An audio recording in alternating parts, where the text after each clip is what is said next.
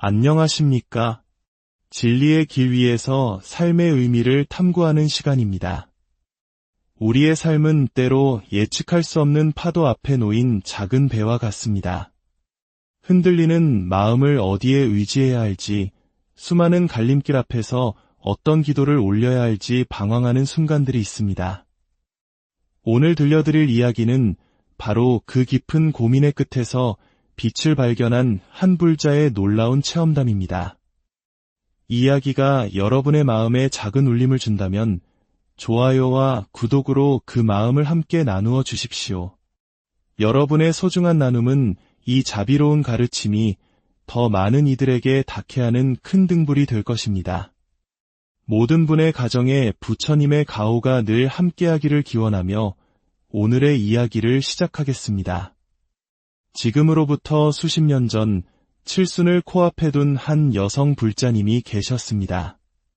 50대 시절 그녀는 누구보다 신심이 깊은 불자였습니다. 매일같이 절에 나가 기도를 올리고 굳은 일도 마다치 않으며 봉사활동에 매진했습니다. 주변의 모든 신도들이 저 보살님처럼만 부처님을 믿으면 소원이 이루어지지 않을 수 없을 것이라며 입에 침이 마르도록 칭찬할 정도였습니다. 하지만 그런 그녀에게도 풀리지 않는 마음의 숙제가 있었습니다. 바로 기도의 대상에 대한 혼란이었습니다. 불교에는 자비로 중생을 구제하시는 수많은 부처님과 보살님들이 계십니다. 그녀는 기도를 올릴 때마다 마음이 흔들렸습니다. 관세음보살, 관세음보살, 간절히 관세음보살의 명호를 부르다 보면 문득 지옥의 고통에서 중생을 구원하신다는 지장보살님의 원력이 더 크게 다가왔습니다. 그래서 다시 지장보살, 지장보살 하고 염불을 하면 이번에는 또 관세음보살님의 자비로운 눈빛이 아른거렸습니다. 대구 팔공산 갓바위 부처님이 영험하다는 소문을 듣고 찾아가면 그곳에서는 약사열애부를 부르고 있었습니다. 대체 어느 분께 내 마음을 온전히 의지해야 하는가? 나의 평생 스승, 나의 원불은 어느 분이신가? 이런 마음의 방황은 깊어져만 갔지만 그럼에도 그녀는 단 하루도 절에 가는 것을 쉬지 않았습니다. 흔들리는 마음 그대로를 부처님 앞에 나아가 솔직히 고했습니다. 부처님, 저의 어리석은 마음이 갈피를 잡지 못합니다. 제가 평생 의지하고 따라야 할 저의 스승님을 부디 알려주시옵소서. 그렇게 간절한 기도를 올리던 어느 날 밤 그녀는 아주 생생한 꿈을 꾸게 됩니다. 꿈속에서 그녀는 칠흑 같은 어둠이 깔린 저승길 한가운데에 서 있었습니다. 주변에는 수많은 사람들이 있었고 모두의 손목에는 굴비를 꿰듯 굵은 밧줄이 묶여 있었습니다. 그녀 역시 포승줄에 꽁꽁 묶인 채였습니다. 그런데 더욱 기이한 것은 모두가 힘겹게 오리걸음으로 그 험한 길을 걷고 있었다는 점입니다. 그녀는 꿈속에서도 내가 지은 업보가 이토록 두텁구나. 평범하게 걷지도 못하고 이런 벌을 받는구나 하는 생각에 서러움이 북받쳤습니다. 사람들이 줄지어 끌려간 곳의 끝에는 마치 거대한 태산과도 같은 염라대왕이 서 있었습니다. 한 손에는 중생의 죄업이 적힌 업경대를, 다른 한 손에는 서슬 퍼런 칼을 들고 있었습니다. 그 위세가 어찌나 대단한지 고개를 끝까지 들어도 그의 얼굴을 제대로 볼 수 없을 정도였습니다. 염라대왕은 자기 앞에 끌려온 사람을 차례대로 심판했습니다. 내 이놈! 죄업이 무겁구나 하는 호통과 함께 칼을 휘두르자 사람의 목이 댕강 잘려나갔습니다. 비명소리와 함께 피가 낭자한 끔찍한 광경이 눈앞에서 계속 펼쳐졌습니다. 한 명, 또 한 명, 줄지어 선 사람들의 목이 무 자르듯 잘려나갔고 마침내 그녀의 차례가 되었습니다. 오리걸음으로 엉금엉금 염라대왕 앞에 선 순간 염라대왕은 그녀를 노려보며 천지를 뒤흔드는 고함을 질렀습니다. 그리고 그 서슬 퍼런 칼날이 그녀의 목을 향해 내리쳐지는 바로 그 찰나 그녀는 너무나 두려운 나머지 자신도 모르게 온 힘을 다해 외쳤습니다. 관세음보살, 목이 잘리기 직전 관세음보살 명호를 외치는 그 순간 앗! 하는 소리와 함께 그녀는 꿈에서 깨어났습니다. 온몸은 식은땀으로 흠뻑 젖어 있었고 심장은 금방이라도 터져나올 듯 미친 듯이 뛰고 있었습니다. 그런데 놀랍게도 꿈에서 깬 뒤에도 그녀의 입에서는 저절로 관세음보살, 관세음보살 하는 연불 소리가 흘러나오고 있었습니다. 아, 꿈이었구나. 정말 지옥에 다녀온 것만 같구나. 그녀는 그 자리에 가만히 앉아 합장했습니다. 목이 잘릴 뻔한 위기의 순간 자신도 모르게 튀어나온 이름. 그것은 바로 관세음보살이었습니다. 관세음보살님, 감사합니다. 저를 구해주셨군요. 감사합니다. 그 꿈을 꾼 이후 그녀의 마음속을 떠돌던 모든 방황과 망상은 눈 녹듯 사라졌습니다. 관세음보살을 부를까, 지장보살을 부를까, 그토록 어지럽던 마음은 온데간데였고 나의 원불은 오직 관세음보살님 한 분이다라는 확고한 믿음이 뿌리내렸습니다. 이렇듯 우리 각자에게는 더 깊은 인연으로 이어진 불보살님이 계실지 모릅니다. 중요한 것은 어떤 기도를 하든 그 모든 기도는 부처님을 향한 하나의 에너지로 통한다는 사실입니다. 여러 기도를 해보다 보면 이 보살님의 체험처럼 언젠가 자신에게 가장 잘 맞고 마음이 편안해지는 나만의 기도법, 나만의 원불을 만나게 되는 법입니다. 그렇게 관세음보살님을 마음의 스승으로 모신 그녀는 더욱 열심히 기도하고 봉사하며 신행생활을 이어갔습니다. 그리고 수많은 크고 작은 가피, 즉 부처님의 신비로운 도움을 체험하며 살았습니다. 그러던 몇 년 전 그녀는 기적이라고밖에 말할 수 없는 놀라운 일을 겪게 됩니다. 어느 맑은 날 대낮 그녀는 수십 명의 사람들과 함께 큰 횡단보도를 건너고 있었습니다. 바로 그때였습니다. 나이든 운전자가 몰던 차가 갑자기 급발진하며 횡단보도를 건너던 사람들을 향해 그대로 돌진했습니다. 순식간에 횡단보도는 아수라장으로 변했습니다. 수많은 사람들이 차에 치여 공중으로 튕겨나갔고 그중 몇몇은 그 자리에서 목숨을 잃었습니다. 보살님 역시 횡단보도 한가운데서 차의 정통으로 치여 몸이 멀리 튕겨나갔습니다. 온몸의 뼈가 으스러지는 중상을 입고 그녀는 그 자리에서 의식을 잃었습니다. 이야기만 들으면 어떤 이들은 이렇게 생각할지도 모릅니다. 그렇게 평생을 절에 다니고 기도하고 봉사했는데도 저런 끔찍한 사고를 당하다니 부처님 가피란 다 헛된 것이 아닌가? 기도해도 아무 소용없구나. 하지만 이야기는 여기서 끝나지 않습니다. 의식을 잃고 응급실에 실려간 그녀는 중환자실에서 사흘 밤낮을 혼수 상태로 누워 있었습니다. 그리고 나흘째 되던 날 그녀는 천천히 의식을 되찾고 눈을 떴습니다. 사고 순간의 기억이 없었기에 그녀는 여기가 어디인지 자신이 왜 누워있는지 아무것도 알 수 없었습니다. 다만 온몸이 부서질 듯한 극심한 고통만이 느껴질 뿐이었습니다. 바로 그때 그녀는 자신이 누워있는 공간 사방이 짙은 안개로 가득 차 있다는 것을 깨달았습니다. 그 뿌연 안개 속에서 하얀 옷을 입은 한 할머니가 마치 물 위를 미끄러지듯 스르르 그녀에게 다가왔습니다. 검은 옷을 입었다면 저승사자였겠지만 너무나 맑고 인자한 얼굴의 할머니는 하얀 소복 차림이었습니다. 할머니는 아무 말 없이 누워있는 그녀의 머리끝부터 발끝까지를 자애로운 눈빛으로 한번 싹 훑어보았습니다. 그리고는 그녀의 얼굴을 바라보며 흐뭇하게 미소를 지었습니다. 그것은 참으로 미묘한 미소였습니다. 웃는 듯 안 웃는 듯 말로는 도저히 형용할 수 없는 너무나 아름답고 자비로운 미소. 그런데 놀라운 것은 그녀가 그 미소를 보는 순간 뼈를 깎는 듯하던 온몸의 통증이 거짓말처럼 싹 사라졌다는 것입니다. 고통이 사라진 평온함 속에서 그녀가 그 미소를 바라보는 사이 할머니는 다시 안개 속으로 스르르 사라졌습니다. 할머니가 사라지자 짙었던 안개도 걷혔고 그녀는 자신이 병원 중환자실에 누워있다는 것을 분명히 인식하게 되었습니다. 그녀는 이 경험이 절대 꿈이 아니었다고 확신합니다. 분명히 눈을 뜬 상태에서 겪은 생생한 현실이었기 때문입니다. 더욱 놀라운 일은 그 이후에 일어났습니다.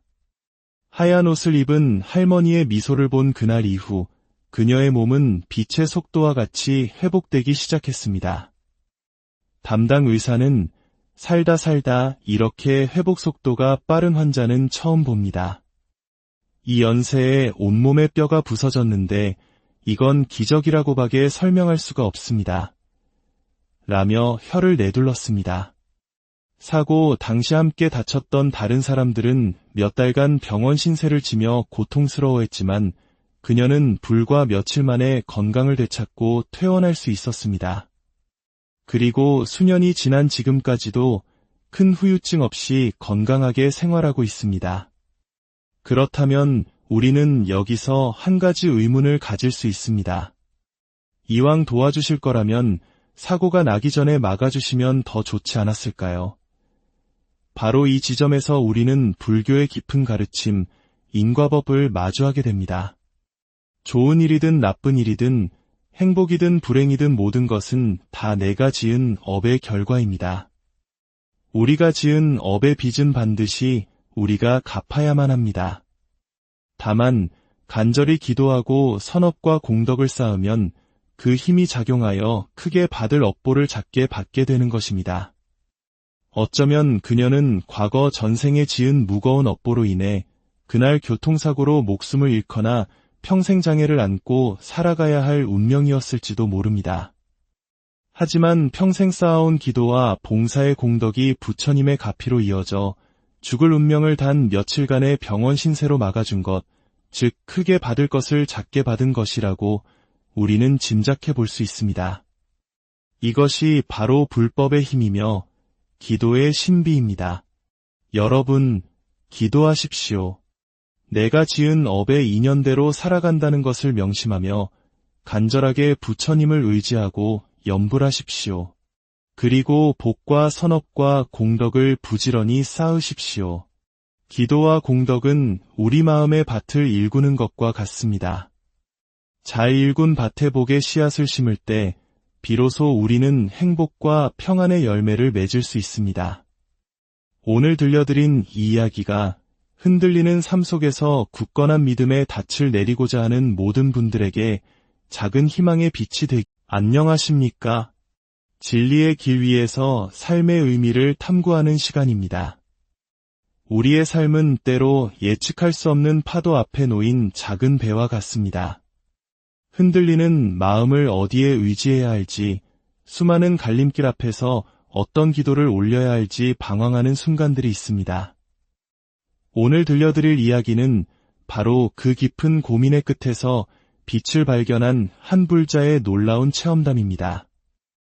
이 이야기가 여러분의 마음에 작은 울림을 준다면 좋아요와 구독으로 그 마음을 함께 나누어 주십시오. 여러분의 소중한 나눔은 이 자비로운 가르침이 더 많은 이들에게 닿게 하는 큰 등불이 될 것입니다. 모든 분의 가정에 부처님의 가호가 늘 함께하기를 기원하며 오늘의 이야기를 시작하겠습니다. 지금으로부터 수십 년 전 칠순을 코앞에 둔 한 여성 불자님이 계셨습니다. 50대 시절 그녀는 누구보다 신심이 깊은 불자였습니다. 매일같이 절에 나가 기도를 올리고 굳은 일도 마다치 않으며 봉사활동에 매진했습니다. 주변의 모든 신도들이 저 보살님처럼만 부처님을 믿으면 소원이 이루어지지 않을 수 없을 것이라며 입에 침이 마르도록 칭찬할 정도였습니다. 하지만 그런 그녀에게도 풀리지 않는 마음의 숙제가 있었습니다. 바로 기도의 대상에 대한 혼란이었습니다. 불교에는 자비로 중생을 구제하시는 수많은 부처님과 보살님들이 계십니다. 그녀는 기도를 올릴 때마다 마음이 흔들렸습니다. 관세음보살, 관세음보살, 간절히 관세음보살의 명호를 부르다 보면 문득 지옥의 고통에서 중생을 구원하신다는 지장보살님의 원력이 더 크게 다가왔습니다.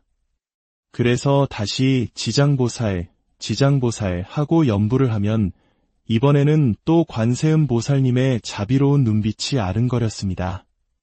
대구 팔공산 갓바위 부처님이 영험하다는 소문을 듣고 찾아가면 그곳에서는 약사열애부를 부르고 있었습니다. 대체 어느 분께 내 마음을 온전히 의지해야 하는가? 나의 평생 스승, 나의 원불은 어느 분이신가? 이런 마음의 방황은 깊어져만 갔지만 그럼에도 그녀는 단 하루도 절에 가는 것을 쉬지 않았습니다. 흔들리는 마음 그대로를 부처님 앞에 나아가 솔직히 고했습니다. 부처님, 저의 어리석은 마음이 갈피를 잡지 못합니다. 제가 평생 의지하고 따라야 할 저의 스승님을 부디 알려주시옵소서. 그렇게 간절한 기도를 올리던 어느 날 밤 그녀는 아주 생생한 꿈을 꾸게 됩니다. 꿈속에서 그녀는 칠흑 같은 어둠이 깔린 저승길 한가운데에 서 있었습니다. 주변에는 수많은 사람들이 있었고 모두의 손목에는 굴비를 꿰듯 굵은 밧줄이 묶여 있었습니다. 그녀 역시 포승줄에 꽁꽁 묶인 채였습니다. 그런데 더욱 기이한 것은 모두가 힘겹게 오리걸음으로 그 험한 길을 걷고 있었다는 점입니다. 그녀는 꿈속에서도 내가 지은 업보가 이토록 두텁구나. 평범하게 걷지도 못하고 이런 벌을 받는구나 하는 생각에 서러움이 북받쳤습니다. 사람들이 줄지어 끌려간 곳의 끝에는 마치 거대한 태산과도 같은 염라대왕이 서 있었습니다. 한 손에는 중생의 죄업이 적힌 업경대를, 다른 한 손에는 서슬 퍼런 칼을 들고 있었습니다. 그 위세가 어찌나 대단한지 고개를 끝까지 들어도 그의 얼굴을 제대로 볼 수 없을 정도였습니다. 염라대왕은 자기 앞에 끌려온 사람을 차례대로 심판했습니다. 네 이놈, 죄업이 무겁구나 하는 호통과 함께 칼을 휘두르자 사람의 목이 댕강 잘려나갔습니다. 비명소리와 함께 피가 낭자한 끔찍한 광경이 눈앞에서 계속 펼쳐졌습니다. 한 명, 또 한 명, 줄지어 선 사람들의 목이 무 자르듯 잘려나갔고 마침내 그녀의 차례가 되었습니다. 오리걸음으로 엉금엉금 염라대왕 앞에 선 순간 염라대왕은 그녀를 노려보며 천지를 뒤흔드는 고함을 질렀습니다. 그리고 그 서슬 퍼런 칼날이 그녀의 목을 향해 내리쳐지는 바로 그 찰나 그녀는 너무나 두려운 나머지 자신도 모르게 온 힘을 다해 외쳤습니다. 관세음보살, 목이 잘리기 직전 관세음보살 명호를 외치는 그 순간 앗 하는 소리와 함께 그녀는 꿈에서 깨어났습니다. 온몸은 식은땀으로 흠뻑 젖어 있었고 심장은 금방이라도 터져나올 듯 미친 듯이 뛰고 있었습니다. 그런데 놀랍게도 꿈에서 깬 뒤에도 그녀의 입에서는 저절로 관세음보살, 관세음보살 하는 연불소리가 흘러나오고 있었습니다. 아, 꿈이었구나. 정말 지옥에 다녀온 것만 같구나. 그녀는 그 자리에 가만히 앉아 합장했습니다. 목이 잘릴 뻔한 위기의 순간 자신도 모르게 튀어나온 이름. 그것은 바로 관세음보살이었습니다. 관세음보살님, 감사합니다. 저를 구해주셨군요. 감사합니다. 그 꿈을 꾼 이후 그녀의 마음속을 떠돌던 모든 방황과 망상은 눈 녹듯 사라졌습니다. 관세음보살을 부를까, 지장보살을 부를까, 그토록 어지럽던 마음은 온데간데였고 나의 원불은 오직 관세음보살님 한 분이다라는 확고한 믿음이 뿌리내렸습니다. 이렇듯 우리 각자에게는 더 깊은 인연으로 이어진 불보살님이 계실지 모릅니다. 중요한 것은 어떤 기도를 하든 그 모든 기도는 부처님을 향한 하나의 에너지로 통한다는 사실입니다. 여러 기도를 해보다 보면 이 보살님의 체험처럼 언젠가 자신에게 가장 잘 맞고 마음이 편안해지는 나만의 기도법, 나만의 원부를 만나게 되는 법입니다.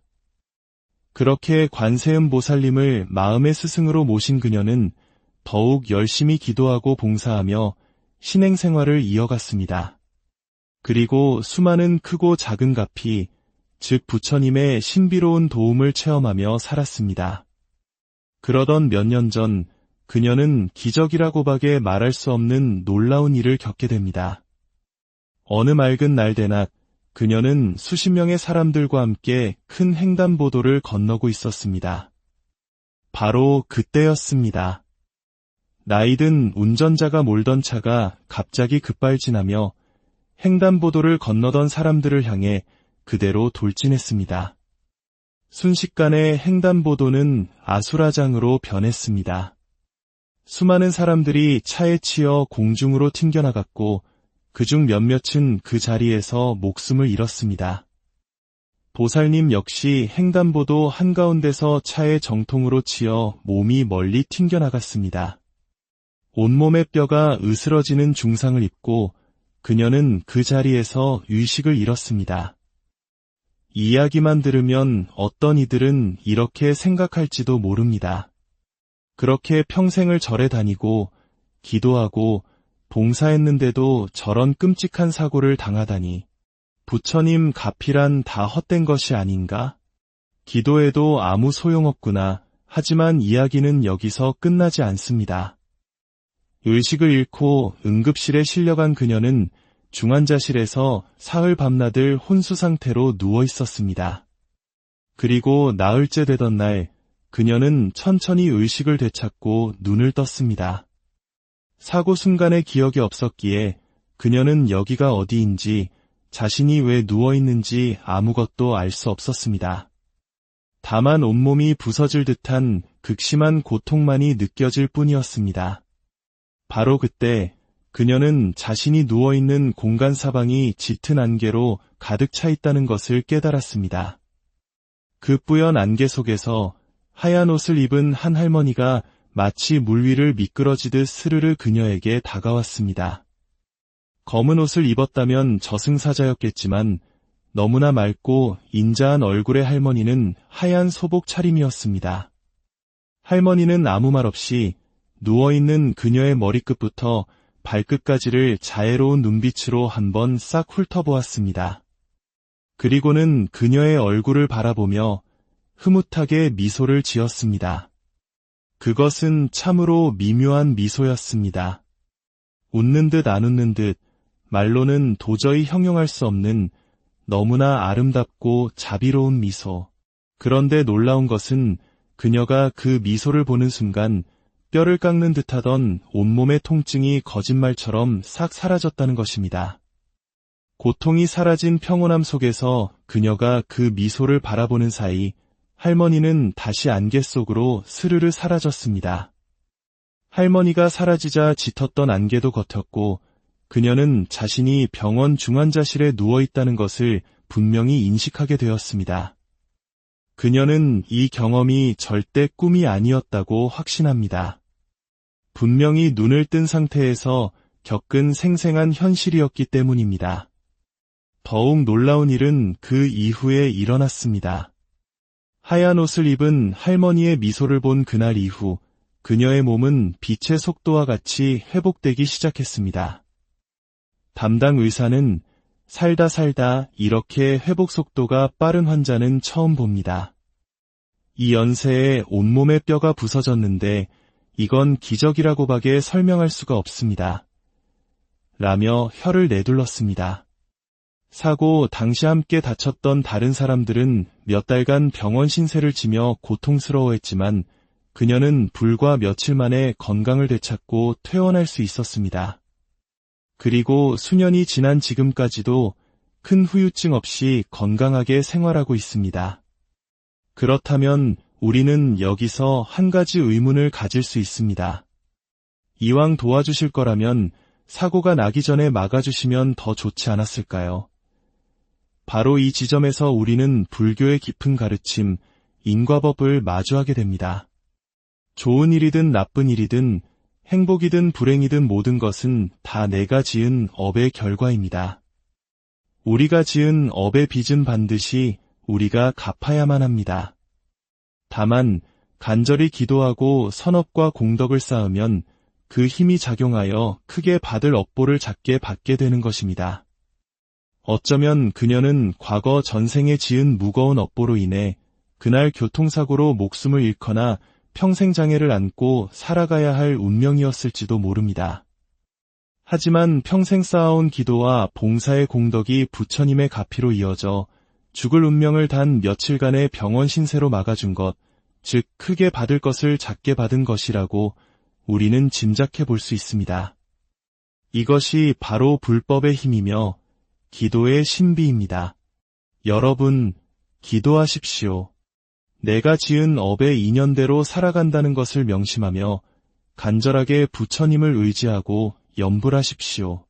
그리고 복과 선업과 공덕을 부지런히 쌓으십시오. 기도와 공덕은 우리 마음의 밭을 일구는 것과 같습니다. 잘 일군 밭에 복의 씨앗을 심을 때 비로소 우리는 행복과 평안의 열매를 맺을 수 있습니다.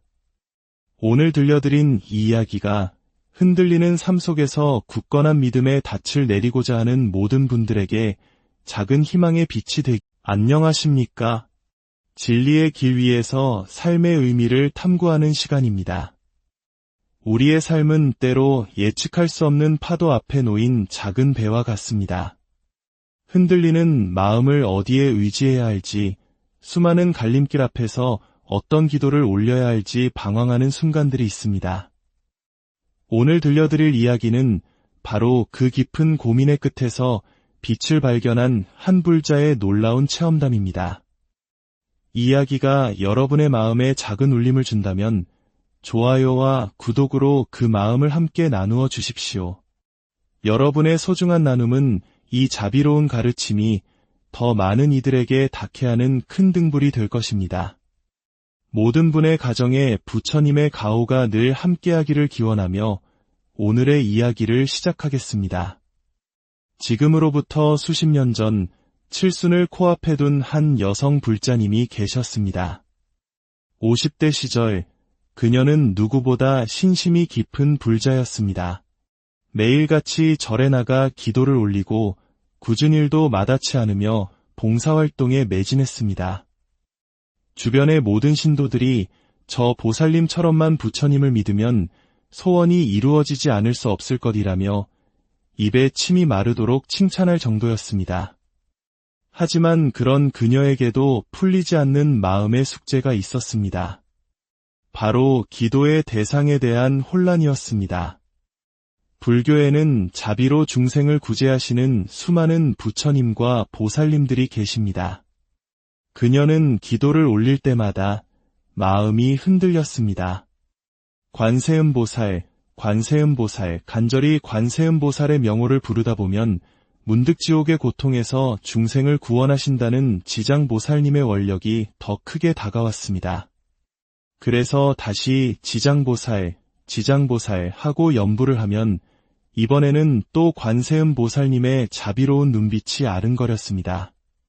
대구 팔공산 갓바위 부처님이 영험하다는 소문을 듣고 찾아가면 그곳에서는 약사열애부를 부르고 있었습니다. 대체 어느 분께 내 마음을 온전히 의지해야 하는가? 나의 평생 스승, 나의 원불은 어느 분이신가? 이런 마음의 방황은 깊어져만 갔지만 그럼에도 그녀는 단 하루도 절에 가는 것을 쉬지 않았습니다. 흔들리는 마음 그대로를 부처님 앞에 나아가 솔직히 고했습니다. 부처님, 저의 어리석은 마음이 갈피를 잡지 못합니다. 제가 평생 의지하고 따라야 할 저의 스승님을 부디 알려주시옵소서. 그렇게 간절한 기도를 올리던 어느 날 밤 그녀는 아주 생생한 꿈을 꾸게 됩니다. 꿈속에서 그녀는 칠흑 같은 어둠이 깔린 저승길 한가운데에 서 있었습니다. 주변에는 수많은 사람들이 있었고 모두의 손목에는 굴비를 꿰듯 굵은 밧줄이 묶여 있었습니다. 그녀 역시 포승줄에 꽁꽁 묶인 채였습니다. 그런데 더욱 기이한 것은 모두가 힘겹게 오리걸음으로 그 험한 길을 걷고 있었다는 점입니다.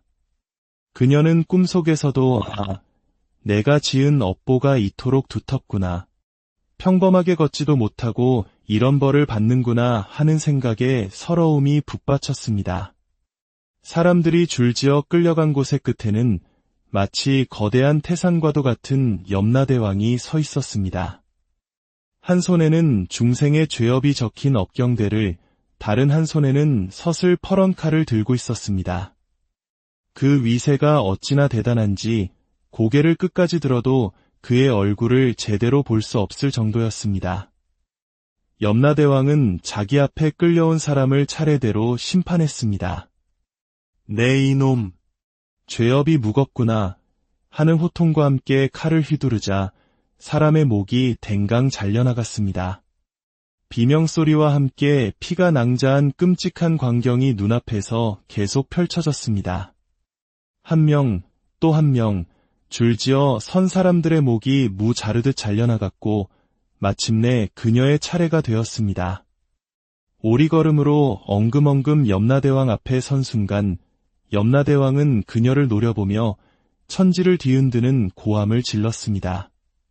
그리고 그 서슬 퍼런 칼날이 그녀의 목을 향해 내리쳐지는 바로 그 찰나 그녀는 너무나 두려운 나머지 자신도 모르게 온 힘을 다해 외쳤습니다.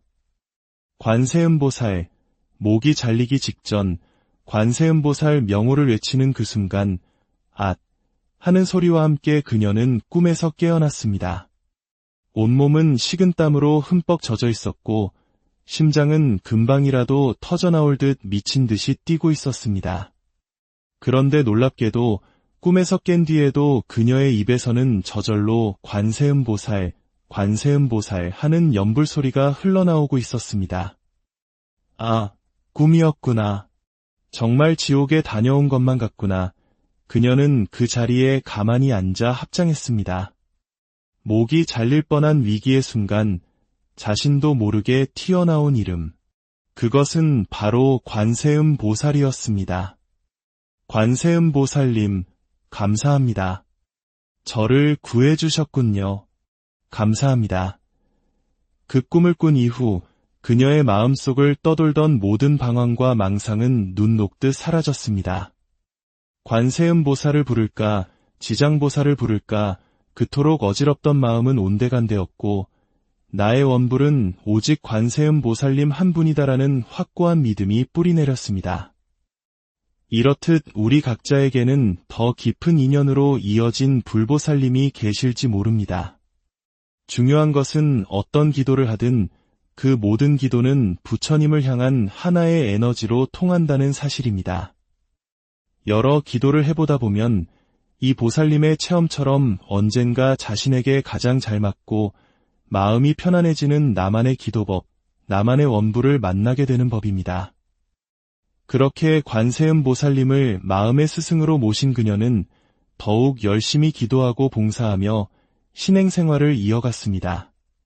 그리고 수많은 크고 작은 가피, 즉 부처님의 신비로운 도움을 체험하며 살았습니다.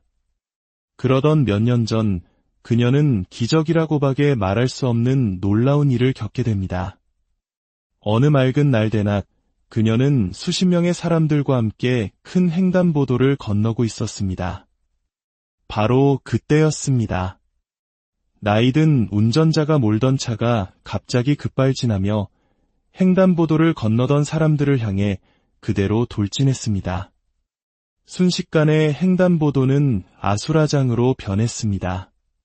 수많은 사람들이 차에 치여 공중으로 튕겨나갔고 그중 몇몇은 그 자리에서 목숨을 잃었습니다. 보살님 역시 횡단보도 한가운데서 차의 정통으로 치여 몸이 멀리 튕겨나갔습니다. 온몸의 뼈가 으스러지는 중상을 입고 그녀는 그 자리에서 의식을 잃었습니다. 이야기만 들으면 어떤 이들은 이렇게 생각할지도 모릅니다. 그렇게 평생을 절에 다니고 기도하고 봉사했는데도 저런 끔찍한 사고를 당하다니 부처님 가피란 다 헛된 것이 아닌가? 기도해도 아무 소용없구나. 하지만 이야기는 여기서 끝나지 않습니다. 의식을 잃고 응급실에 실려간 그녀는 중환자실에서 사흘 밤낮을 혼수 상태로 누워 있었습니다. 그리고 나흘째 되던 날, 그녀는 천천히 의식을 되찾고 눈을 떴습니다. 사고 순간의 기억이 없었기에 그녀는 여기가 어디인지, 자신이 왜 누워있는지 아무것도 알 수 없었습니다. 다만 온몸이 부서질 듯한 극심한 고통만이 느껴질 뿐이었습니다. 바로 그때 그녀는 자신이 누워있는 공간 사방이 짙은 안개로 가득 차 있다는 것을 깨달았습니다. 그 뿌연 안개 속에서 하얀 옷을 입은 한 할머니가 마치 물 위를 미끄러지듯 스르르 그녀에게 다가왔습니다. 검은 옷을 입었다면 저승사자였겠지만 너무나 맑고 인자한 얼굴의 할머니는 하얀 소복 차림이었습니다. 할머니는 아무 말 없이 누워있는 그녀의 머리끝부터 발끝까지를 자애로운 눈빛으로 한번 싹 훑어보았습니다. 그리고는 그녀의 얼굴을 바라보며 흐뭇하게 미소를 지었습니다. 그것은 참으로 미묘한 미소였습니다. 웃는 듯 안 웃는 듯, 말로는 도저히 형용할 수 없는 너무나 아름답고 자비로운 미소. 그런데 놀라운 것은 그녀가 그 미소를 보는 순간 뼈를 깎는 듯하던 온몸의 통증이 거짓말처럼 싹 사라졌다는 것입니다. 고통이 사라진 평온함 속에서 그녀가 그 미소를 바라보는 사이 할머니는 다시 안개 속으로 스르르 사라졌습니다.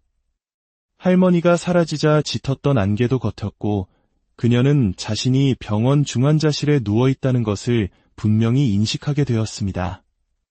그녀는 이 경험이 절대 꿈이 아니었다고 확신합니다. 분명히 눈을 뜬 상태에서 겪은 생생한 현실이었기 때문입니다. 더욱 놀라운 일은 그 이후에 일어났습니다. 하얀 옷을 입은 할머니의 미소를 본 그날 이후 그녀의 몸은 빛의 속도와 같이 회복되기 시작했습니다. 담당 의사는 살다 이렇게 회복 속도가 빠른 환자는 처음 봅니다. 이 연세에 온몸의 뼈가 부서졌는데 이건 기적이라고밖에 설명할 수가 없습니다. 라며 혀를 내둘렀습니다. 사고 당시 함께 다쳤던 다른 사람들은 몇 달간 병원 신세를 지며 고통스러워했지만 그녀는 불과 며칠 만에 건강을 되찾고 퇴원할 수 있었습니다. 그리고 수년이 지난 지금까지도 큰 후유증 없이 건강하게 생활하고 있습니다. 그렇다면 우리는 여기서 한 가지 의문을 가질 수 있습니다. 이왕 도와주실 거라면 사고가 나기 전에 막아주시면 더 좋지 않았을까요? 바로 이 지점에서 우리는 불교의 깊은 가르침, 인과법을 마주하게 됩니다. 좋은 일이든 나쁜 일이든 행복이든 불행이든 모든 것은 다 내가 지은 업의 결과입니다. 우리가 지은 업의 빚은 반드시 우리가 갚아야만 합니다. 다만 간절히 기도하고 선업과 공덕을 쌓으면 그 힘이 작용하여 크게 받을 업보를 작게 받게 되는 것입니다. 어쩌면 그녀는 과거 전생에 지은 무거운 업보로 인해 그날 교통사고로 목숨을 잃거나 평생 장애를 안고 살아가야 할 운명이었을지도 모릅니다.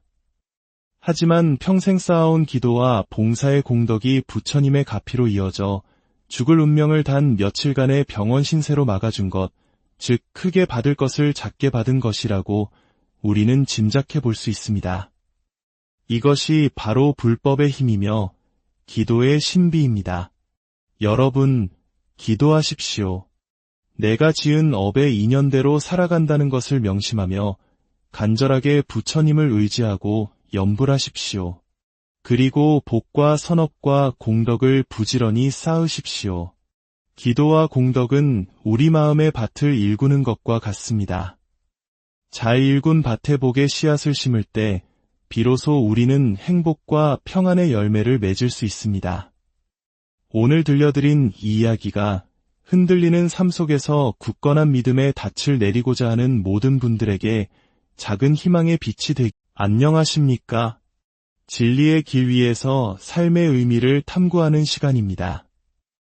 우리의 삶은 때로 예측할 수 없는 파도 앞에 놓인 작은 배와 같습니다. 흔들리는 마음을 어디에 의지해야 할지, 수많은 갈림길 앞에서 어떤 기도를 올려야 할지 방황하는 순간들이 있습니다. 오늘 들려드릴 이야기는 바로 그 깊은 고민의 끝에서 빛을 발견한 한 불자의 놀라운 체험담입니다.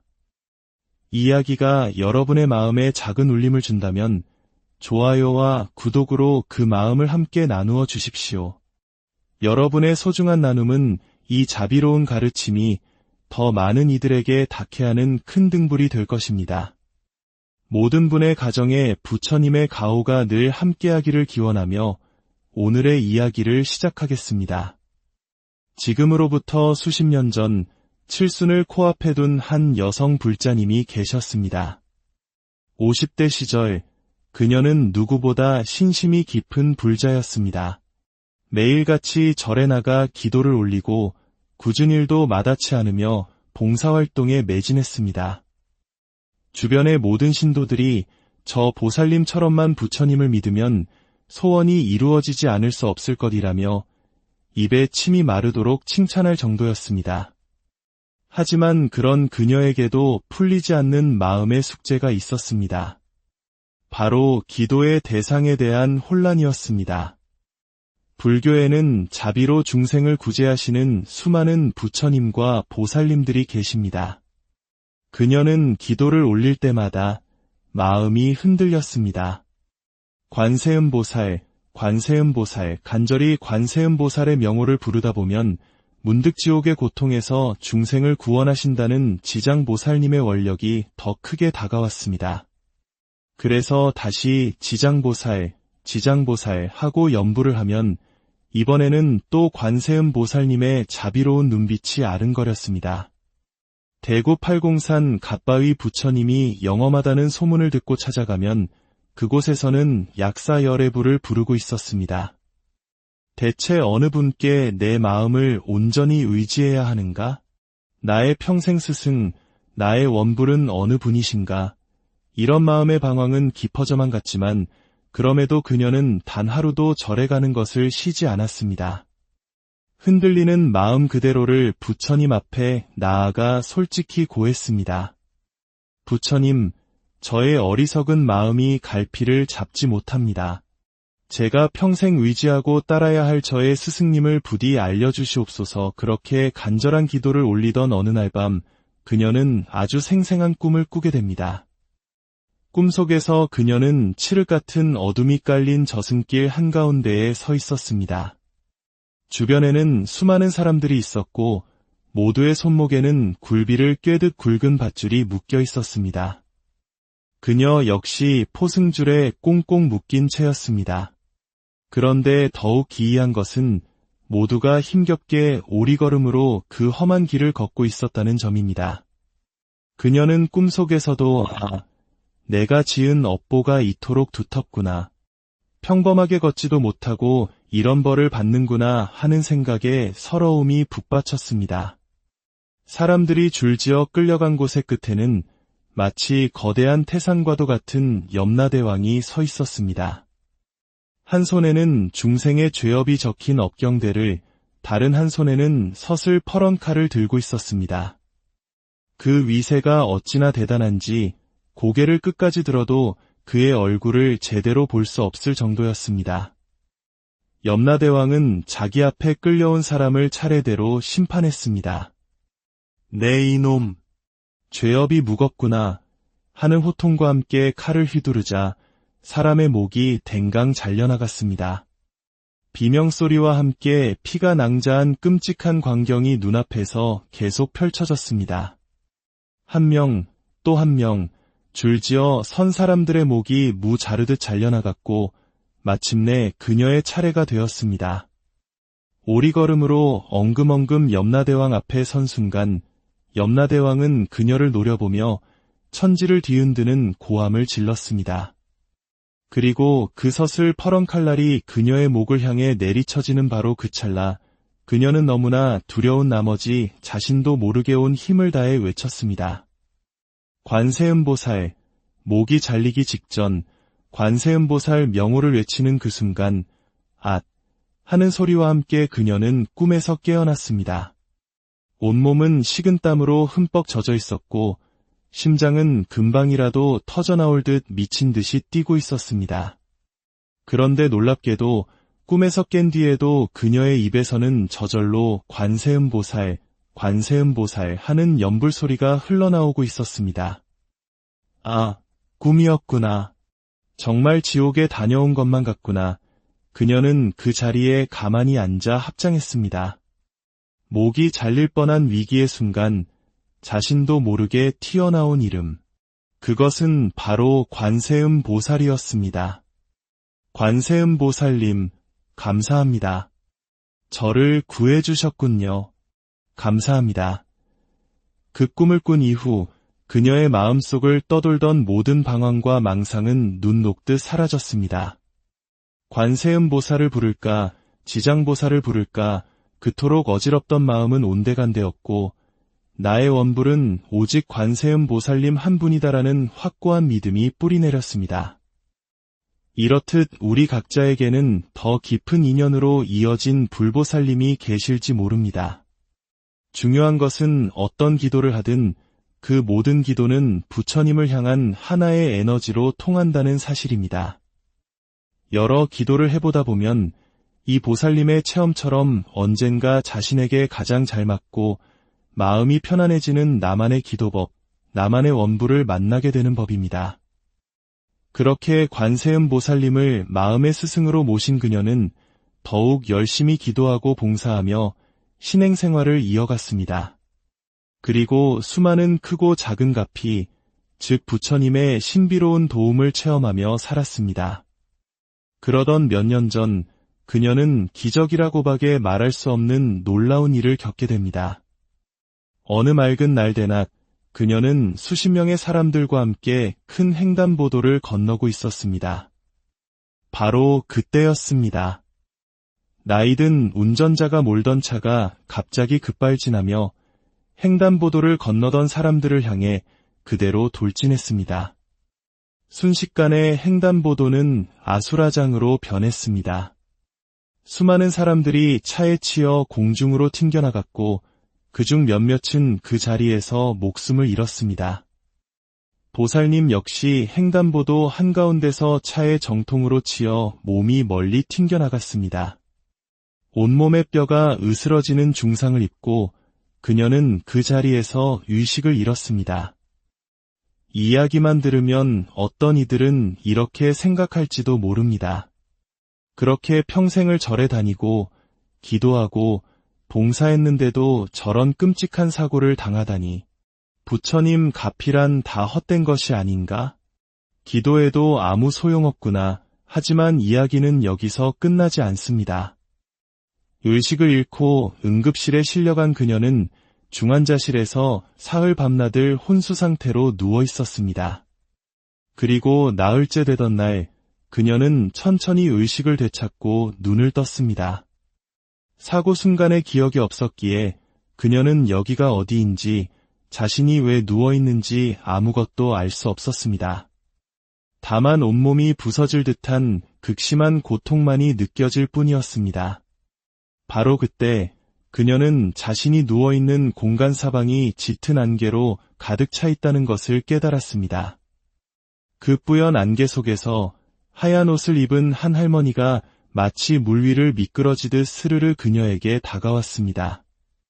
검은 옷을 입었다면 저승사자였겠지만 너무나 맑고 인자한 얼굴의 할머니는 하얀 소복 차림이었습니다. 할머니는 아무 말 없이 누워있는 그녀의 머리끝부터 발끝까지를 자애로운 눈빛으로 한번 싹 훑어보았습니다. 그리고는 그녀의 얼굴을 바라보며 흐뭇하게 미소를 지었습니다.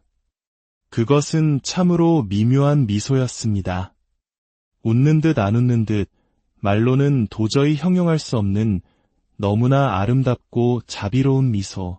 그런데 놀라운 것은 그녀가 그 미소를 보는 순간 뼈를 깎는 듯하던 온몸의 통증이 거짓말처럼 싹 사라졌다는 것입니다. 고통이 사라진 평온함 속에서 그녀가 그 미소를 바라보는 사이 할머니는 다시 안개 속으로 스르르 사라졌습니다. 할머니가 사라지자 짙었던 안개도 걷혔고 그녀는 자신이 병원 중환자실에 누워있다는 것을 분명히 인식하게 되었습니다. 그녀는 이 경험이 절대 꿈이 아니었다고 확신합니다. 분명히 눈을 뜬 상태에서 겪은 생생한 현실이었기 때문입니다. 더욱 놀라운 일은 그 이후에 일어났습니다. 하얀 옷을 입은 할머니의 미소를 본 그날 이후 그녀의 몸은 빛의 속도와 같이 회복되기 시작했습니다. 담당 의사는 살다 이렇게 회복 속도가 빠른 환자는 처음 봅니다. 이 연세에 온몸의 뼈가 부서졌는데 이건 기적이라고밖에 설명할 수가 없습니다. 라며 혀를 내둘렀습니다. 사고 당시 함께 다쳤던 다른 사람들은 몇 달간 병원 신세를 지며 고통스러워했지만 그녀는 불과 며칠 만에 건강을 되찾고 퇴원할 수 있었습니다. 그리고 수년이 지난 지금까지도 큰 후유증 없이 건강하게 생활하고 있습니다. 그렇다면 우리는 여기서 한 가지 의문을 가질 수 있습니다. 이왕 도와주실 거라면 사고가 나기 전에 막아주시면 더 좋지 않았을까요? 바로 이 지점에서 우리는 불교의 깊은 가르침, 인과법을 마주하게 됩니다. 좋은 일이든 나쁜 일이든 행복이든 불행이든 모든 것은 다 내가 지은 업의 결과입니다. 우리가 지은 업의 빚은 반드시 우리가 갚아야만 합니다. 다만 간절히 기도하고 선업과 공덕을 쌓으면 그 힘이 작용하여 크게 받을 업보를 작게 받게 되는 것입니다. 어쩌면 그녀는 과거 전생에 지은 무거운 업보로 인해 그날 교통사고로 목숨을 잃거나 평생 장애를 안고 살아가야 할 운명이었을지도 모릅니다. 하지만 평생 쌓아온 기도와 봉사의 공덕이 부처님의 가피로 이어져 죽을 운명을 단 며칠간의 병원 신세로 막아준 것, 즉 크게 받을 것을 작게 받은 것이라고 우리는 짐작해 볼 수 있습니다. 이것이 바로 불법의 힘이며 기도의 신비입니다. 여러분, 기도하십시오. 내가 지은 업의 인연대로 살아간다는 것을 명심하며 간절하게 부처님을 의지하고 염불하십시오. 그리고 복과 선업과 공덕을 부지런히 쌓으십시오. 기도와 공덕은 우리 마음의 밭을 일구는 것과 같습니다. 잘 일군 밭에 복의 씨앗을 심을 때 비로소 우리는 행복과 평안의 열매를 맺을 수 있습니다. 오늘 들려드린 이 이야기가 흔들리는 삶 속에서 굳건한 믿음의 닻을 내리고자 하는 모든 분들에게 작은 희망의 빛이 되기. 안녕하십니까? 진리의 길 위에서 삶의 의미를 탐구하는 시간입니다. 우리의 삶은 때로 예측할 수 없는 파도 앞에 놓인 작은 배와 같습니다. 흔들리는 마음을 어디에 의지해야 할지, 수많은 갈림길 앞에서 어떤 기도를 올려야 할지 방황하는 순간들이 있습니다. 오늘 들려드릴 이야기는 바로 그 깊은 고민의 끝에서 빛을 발견한 한 불자의 놀라운 체험담입니다. 이 이야기가 여러분의 마음에 작은 울림을 준다면 좋아요와 구독으로 그 마음을 함께 나누어 주십시오. 여러분의 소중한 나눔은 이 자비로운 가르침이 더 많은 이들에게 닿게 하는 큰 등불이 될 것입니다. 모든 분의 가정에 부처님의 가호가 늘 함께하기를 기원하며 오늘의 이야기를 시작하겠습니다. 지금으로부터 수십 년 전 칠순을 코앞에 둔 한 여성 불자님이 계셨습니다. 50대 시절 그녀는 누구보다 신심이 깊은 불자였습니다. 매일같이 절에 나가 기도를 올리고 굳은 일도 마다치 않으며 봉사활동에 매진했습니다. 주변의 모든 신도들이 저 보살님처럼만 부처님을 믿으면 소원이 이루어지지 않을 수 없을 것이라며 입에 침이 마르도록 칭찬할 정도였습니다. 하지만 그런 그녀에게도 풀리지 않는 마음의 숙제가 있었습니다. 바로 기도의 대상에 대한 혼란이었습니다. 불교에는 자비로 중생을 구제하시는 수많은 부처님과 보살님들이 계십니다. 그녀는 기도를 올릴 때마다 마음이 흔들렸습니다. 관세음보살, 관세음보살, 간절히 관세음보살의 명호를 부르다 보면 문득 지옥의 고통에서 중생을 구원하신다는 지장보살님의 원력이 더 크게 다가왔습니다. 그래서 다시 지장보살 하고 염불을 하면 이번에는 또 관세음보살님의 자비로운 눈빛이 아른거렸습니다. 대구 팔공산 갓바위 부처님이 영험하다는 소문을 듣고 찾아가면 그곳에서는 약사열애부를 부르고 있었습니다. 대체 어느 분께 내 마음을 온전히 의지해야 하는가? 나의 평생 스승, 나의 원불은 어느 분이신가? 이런 마음의 방황은 깊어져만 갔지만 그럼에도 그녀는 단 하루도 절에 가는 것을 쉬지 않았습니다. 흔들리는 마음 그대로를 부처님 앞에 나아가 솔직히 고했습니다. 부처님, 저의 어리석은 마음이 갈피를 잡지 못합니다. 제가 평생 의지하고 따라야 할 저의 스승님을 부디 알려주시옵소서. 그렇게 간절한 기도를 올리던 어느 날 밤 그녀는 아주 생생한 꿈을 꾸게 됩니다. 꿈속에서 그녀는 칠흑 같은 어둠이 깔린 저승길 한가운데에 서 있었습니다. 주변에는 수많은 사람들이 있었고 모두의 손목에는 굴비를 꿰듯 굵은 밧줄이 묶여 있었습니다. 그녀 역시 포승줄에 꽁꽁 묶인 채였습니다. 그런데 더욱 기이한 것은 모두가 힘겹게 오리걸음으로 그 험한 길을 걷고 있었다는 점입니다. 그녀는 꿈속에서도 내가 지은 업보가 이토록 두텁구나.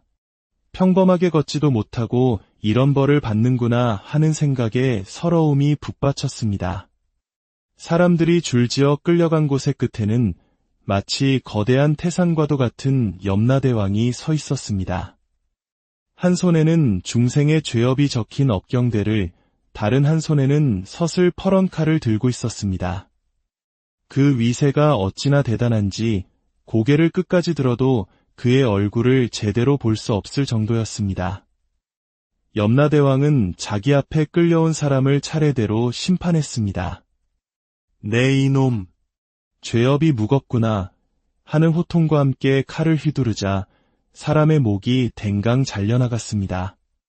비명소리와 함께 피가 낭자한 끔찍한 광경이 눈앞에서 계속 펼쳐졌습니다.